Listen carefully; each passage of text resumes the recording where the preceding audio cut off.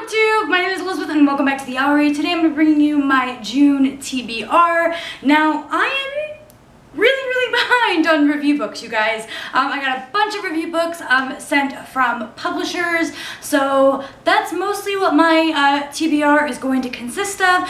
The Read-A-Rama does take place during the month of June from the 11th to the 17th, and so I'm going to put some books in there that I kind of want to read for pleasure, but pretty much the rest of the month I'm going to be reading review books. But I'm not too disappointed about it because they all sound amazing. Let's go ahead and get started. The first and only book on my TBR this month that is not a review book is actually A Court of Wings and Ruin by Sarah J. Maas. We are reading this book for the Once Upon a Read-Along during the month of June. Our live show is going to be Sunday, July 2nd, 6 p.m. Eastern Standard Time. I'm really excited to get to this book this month for us to talk about it, and I'm just super excited. If you guys are interested in hearing my thoughts on this one, make sure you put July 2nd down on your calendars to join us for the live show. I'm really excited. The next book on my TBR is The Traitor's Kiss by Erin Beatty. This is about a girl who is unfit to marry because she is like not ladylike and things like that, so she is enlisted to become a spy for her kingdom.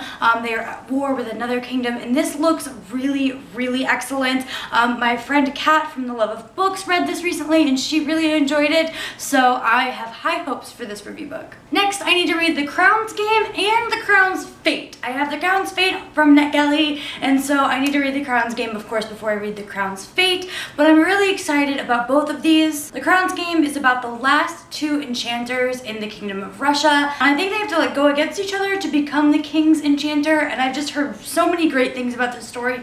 I love that it is set in Russia, and I haven't read a book about magic, like purely magic, in a while, and so I'm pretty excited to get into this one. Next is Alice the Wonderland Chronicles by J.M. Sullivan. This is a book published by a smaller press, but it is an Alice in Wonderland retelling, and ever since I read Heartless, I've been looking for more Alice in Wonderland retelling, so I definitely had to request it when it came up on Netgalley. But this basically sounds like Alice in this version of the story. Alice has, the plague has recently passed. I'm assuming it's set in Europe after the plague, and her sister Dinah is sick, something to that effect, but the cover and the synopsis of this story both got me really excited.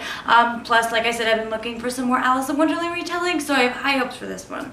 Then I want to pick up Royal Bastards, and this is basically about our main character is the bastard child of a king, I believe, and she has many half-brothers and sisters who are bastards, and she has a sister who is his legitimate child, and I think one day that sister decides to sit at the bastards table, which causes kind of like an uproar, and then there's like war going on and stuff. So I'm not exactly sure if this is like a historical book or a fantasy book or what's going on with this one, but it has really good reviews so far from all of the early reviews that I've seen, so hopefully I like this one. Dividing Eden by Joelle Charbonneau sounds so good, you guys. So basically this is about our main characters are a set of twins, and they were never destined to rule their kingdom. Their older brother was, but then their older brother dies and their father dies, and all of this is in the synopsis, so it's not a spoiler. And of course, since the two people in line for the throne ahead of them both got killed, now they are the rulers of Eden, and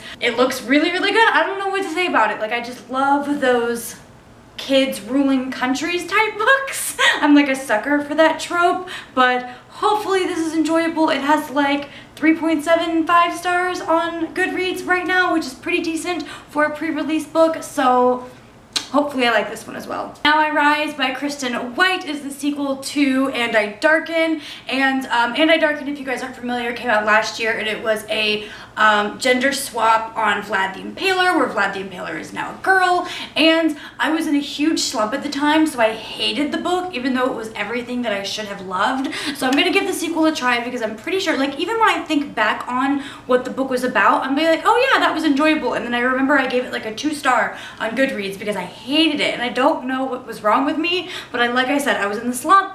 I blame the slump, so I'm gonna try Now I Rise. I got an advanced reader's copy of it, so I'm pretty excited to give this one a go and give this And I Darken series a second chance. Or actually, it's called The Conqueror's Saga. I'm excited to give The Conqueror's Saga a second go around.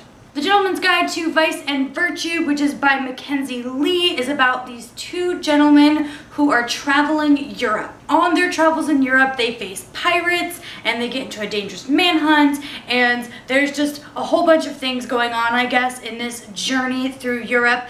The way that the thing sounds like it's like a time travel, because it says these two boys are on a grand tour of 18th century Europe, kind of like it's something that you would do on vacation. Oh, we're gonna go tour 18th century Europe. But I don't know if it's time travel. It just sounds like time travel to me. If you guys have read this, let me know down in the comments below if this is time travel. But if not, it just sounds pretty interesting. The cover looks really, really good. So, yep, gotta read this one this month as well. Next is The Walking Land by Callie Bates. This follows Lady Alana, who is fiercely devoted to the king, who is the person who raised her as if she were his daughter. But one day he dies mysteriously and she is blamed for his death and she has to go on the run. So this seems pretty good.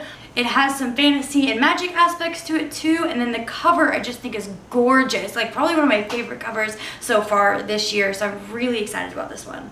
Alright guys, thank you so much for coming to my June TBR. I hope that you enjoyed it. If you did, definitely go and check out one of my other videos, which you can see here. Or if you really enjoy the content that you're seeing, you can subscribe by clicking my face. Also, check out all the links down below in the description for my social media and other places that we can talk about books. Thank you again so much for coming, and I will see you in my next video. Bye!